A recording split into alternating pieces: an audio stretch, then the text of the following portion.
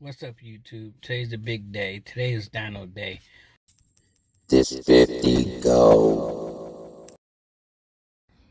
It's 2020. Don't drink and drive. Today is Dyno Day. If you remember, about 2.5 years ago, when I first got my supercharger, took my car up to AUD to get a dyno tune and whatnot, and I kept coming up with a false knock, so the dyno kept kicking me off. Like my first pull was like $5.99. All my films was hurt. I was like, damn, $5.99, all this money, and all I got was $5.99.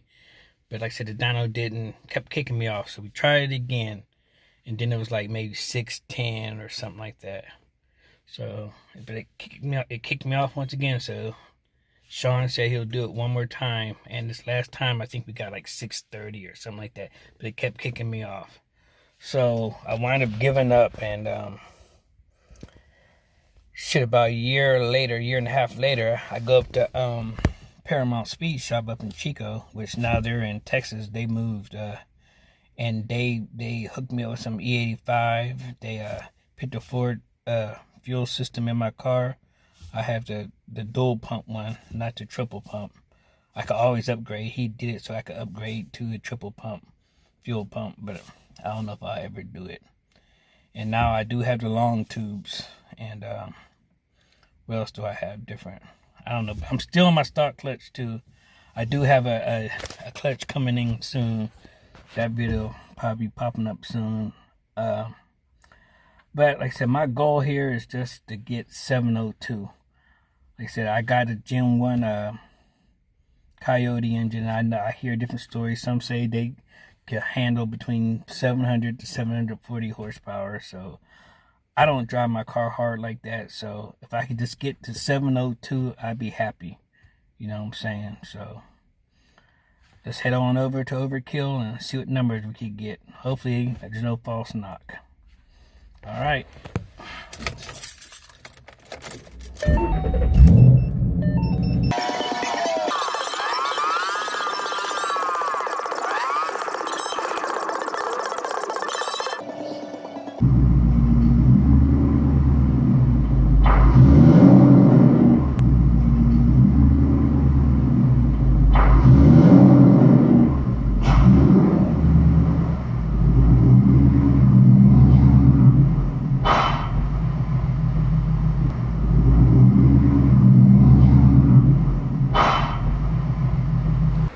Alright, we're over here at Overkill Performance. Josh got the car on the dyno, getting everything all strapped down. He got the fans blowing. Keep your fingers crossed we don't get no false knock or don't blow the engine, and we get at least 702 to the wheels.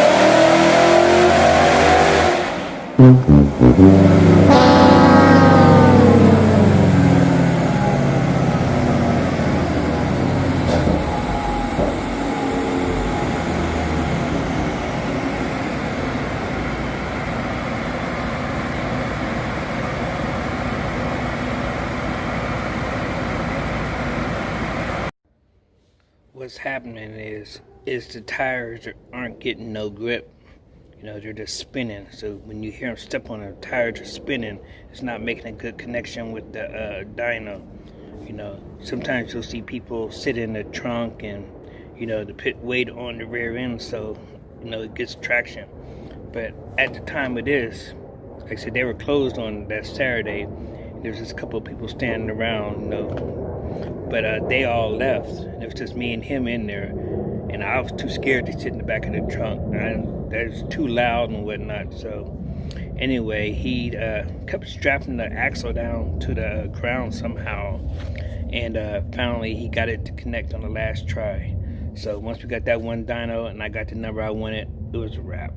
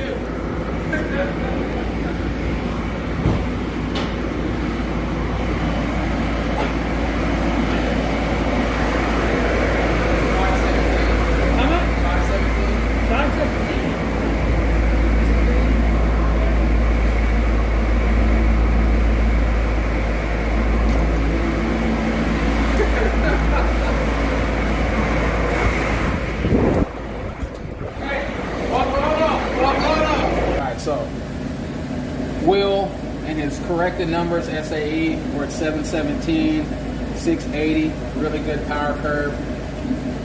Relatively, I wouldn't say it's conservative, but not overly aggressive, around 12.2 AFRs, so still safe. Conservative, you're going to be more in the 11s, like 11.8, 11.6, but we're on E85, so you can push it a little bit. So your uncorrected numbers represent what you made today. It's a little bit cooler out today. So what you actually make on the street, this is a loaded dyno. So let's go here. So SAE, so you can see everything's automated.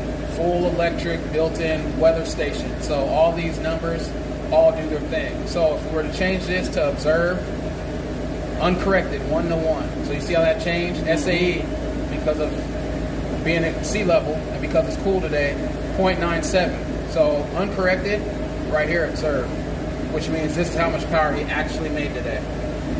We'll go to the graph. So you're at 701 torque, 740 horsepower. So making good power.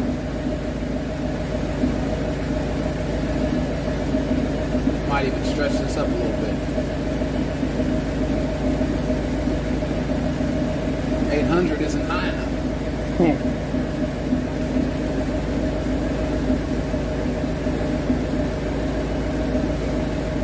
right.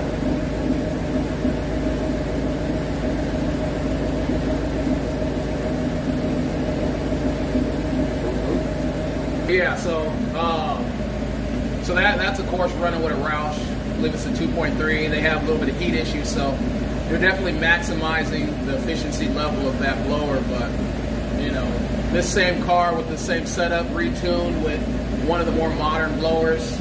You know, you got the new VMP and the new Edelbrock, or especially the new Gen 5 Whipple, the 3.0.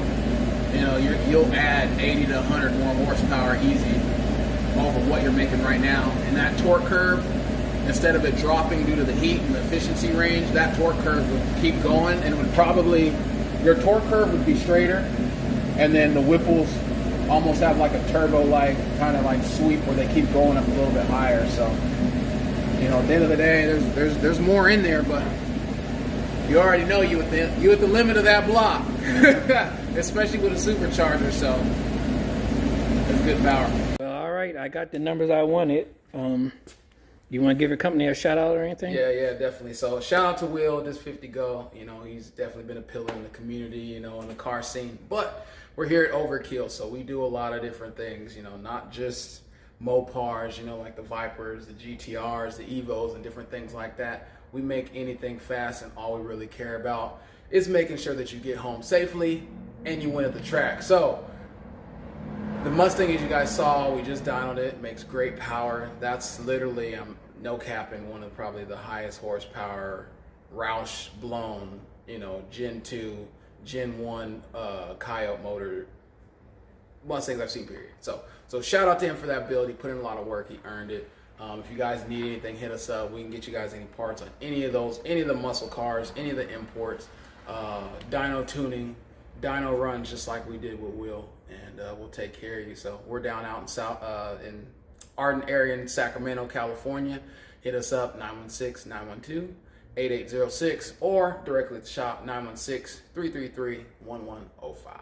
Hey, Tell them about your build, your little Trackhawk. Oh, yeah. So my Trackhawk, if you guys look that up, I'm a Bad Dad on Instagram, or if you look us up in Overkill Performance or Overkill Everything.